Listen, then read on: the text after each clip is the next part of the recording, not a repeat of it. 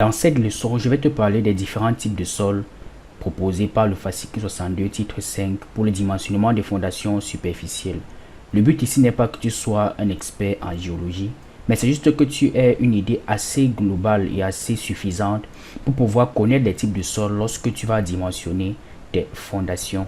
Première grande catégorie des types de sols, ce sont les argiles et les limons. En fait, ce sont des sols de très faible dimension dont les particules sont vraiment hyper fines. Sans vouloir trop entrer dans les détails de la géologie pour ne pas t'embrouiller, pour remarquer les argiles ou les limons, c'est très simple. Lorsque ceux-ci sont mouillés, ils ont tendance à coller. On parle de cohésion. À cause de la petite dimension des particules, il y a des forces qui se créent entre elles. Donc c'est très facile de pouvoir les reconnaître. Et juste avant, je t'ai parlé des limites d'Atterberg. Justement, les limites d'Atterberg sont des essais qui permettent de pouvoir classifier les types d'argile et nous le verrons plus tard. Ensuite, nous avons les sables et les graves. En fait, ici les particules sont un peu plus grandes et la cohésion entre les particules est hyper faible ou bien elle est inexistante. Ceci est effectivement dû au fait que les particules étant de dimension plus grande que les argiles par exemple, la cohésion est perdue ou bien elle est hyper négligeable. Pour ces particules, on peut ressentir les grains les formant soit en les remaniant entre les doigts ou alors on peut les voir à l'œil nu lorsque ceux-ci sont hyper grands comme dans le cas des graves. Ensuite, nous avons la craie. La craie, c'est un type de sol sédimentaire généralement de couleur blanche, plus ou moins fin et poreux, comme tu peux le voir sur la figure. Ensuite, nous avons les marnes et calcaires. Je vais commencer par t'expliquer ce que c'est que les calcaires. En fait, c'est un type de sol essentiellement constitué de carbonate de calcium et soluble dans l'eau. Sur ce schéma, ici sur la deuxième couche, on peut voir les calcaires. Et lorsque ce calcaire est mélangé avec de l'argile, lorsqu'il y a une forte proportion d'argile dans le calcaire, on parle de marne. C'est alors qu'on peut parler de marne ou bien de marno-calcaire en fonction des différentes proportions d'argile dans le calcaire. La dernière grande catégorie, ce sont les roches.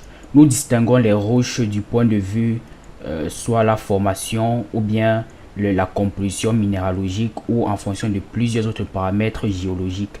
Donc cette figure ici à droite te présente les différents types de roches qu'on peut avoir, les roches ignimagmatiques intrusives, les roches éruptives, les roches sédimentaires et les roches métamorphiques. Évidemment, tu n'as pas besoin d'apprendre toutes ces roches par cœur. L'idée ici, c'est juste que tu aies, comme je l'ai dit dès le début, une idée globale sur ce type de sol. Lorsque tu vois une roche, tu dois pouvoir la distinguer par rapport au calcaire, tout simplement qui est un sol qui est fin ou alors un calcaire qui est solide.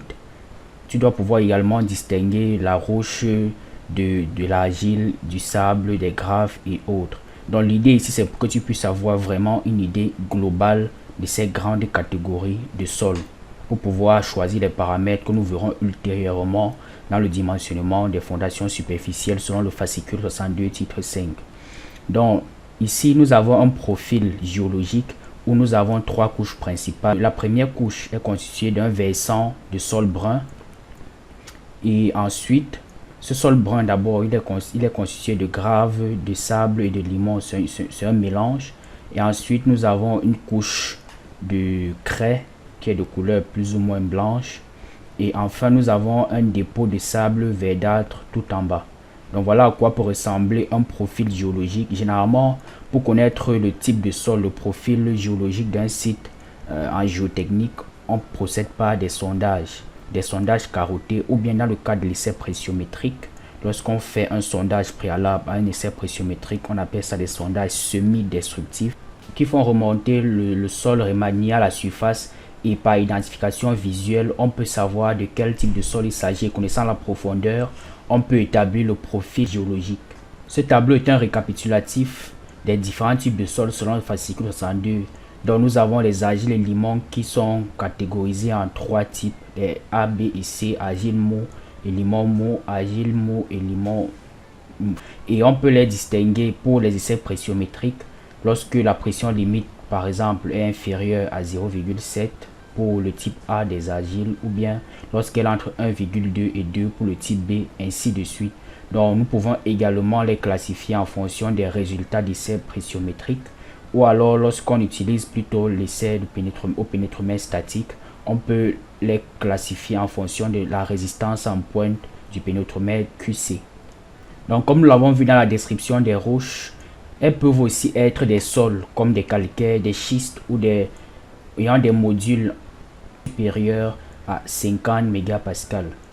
Donc pour pouvoir classifier les différents types de sols, il y a plusieurs critères. Le premier critère, c'est la teneur en carbonate de calcium. Généralement, ça concerne les sols ayant une forte proportion de carbonate de calcium comme les calcaires, la craie.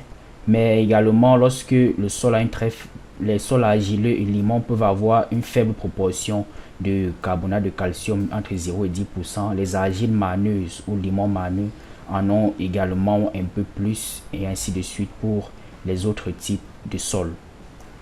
Le deuxième critère de classification est basé sur le résultat de limite d'Atterberg où on peut avoir deux paramètres. Le premier paramètre, c'est l'indice de consistance qui est calculé comme étant la limite de liquidité moins la teneur en eau naturelle du matériau divisé par la limite de liquidité moins la limite de plasticité. Donc en fonction de cette valeur d'indice de consistance, on peut classer dans les sols plastiques. Si cette valeur est par exemple inférieure à 0, on peut dire que le sol est liquide, c'est-à-dire qu'il a tendance à couler comme de l'eau. Ou alors si cette valeur est supérieure à 1, on peut dire que le sol est très dur. Ça, c'est lorsqu'il est hyper sec. Donc nous avons les différentes valeurs là. Et la deuxième sous-catégorie, bien le deuxième paramètre issu des limites d'Atterberg par lequel on peut classifier les sols, c'est l'indice de plasticité. Et on se sert de cet abac pour pouvoir classifier les sols. Donc en ordonnée, nous avons cette valeur de l'indice de plasticité qui est tout simplement la différence entre la limite de liquidité et la limite de plasticité. Ces deux paramètres déterminés par les limites d'Atterberg. Et avec cette valeur en ordonnée, on a également la limite de plasticité en abscisse et on peut placer le point dans notre graphe. Si le point se retrouve d'un côté ou de l'autre de notre ligne rouge ou bien la noire foncée, on peut donc classifier le sol. Si par exemple le point se trouve sur cette zone, on peut dire qu'il s'agit de l'argile peu plastique.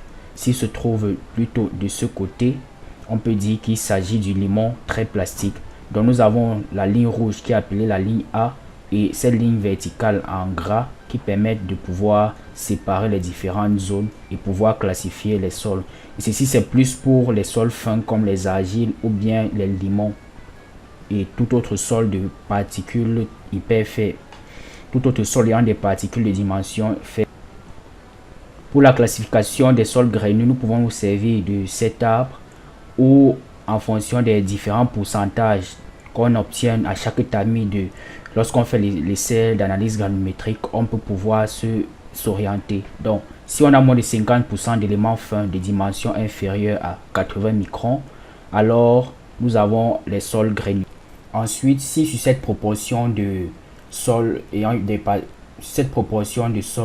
un diamètre supérieur à 80 microns, si on a plus de 50% qui est supérieur également à 2 mm, alors on dit qu'on a des graves. Et si sur cette proportion on a moins de 5% d'éléments qui sont inférieurs à 80 microns, alors on va dire que nous avons des graves propres. Si sur l'échantillon on a entre 5 et 12% d'éléments qui sont inférieurs à 80 microns, on a des graves de transition. Et si on a plus de 12% d'éléments fins mais inférieurs à 50%, alors on a deux possibilités.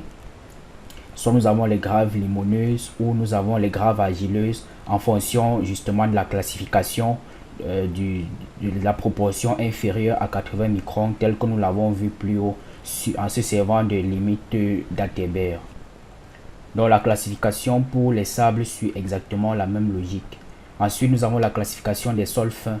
Ici on a moins de 10% de matière organique et plus de 50% d'éléments fins de dimension inférieure à 80 microns. Donc dans ce cas on a des éléments fins. Et si on a moins de 3% de matière organique, alors nous avons les argiles ou limons.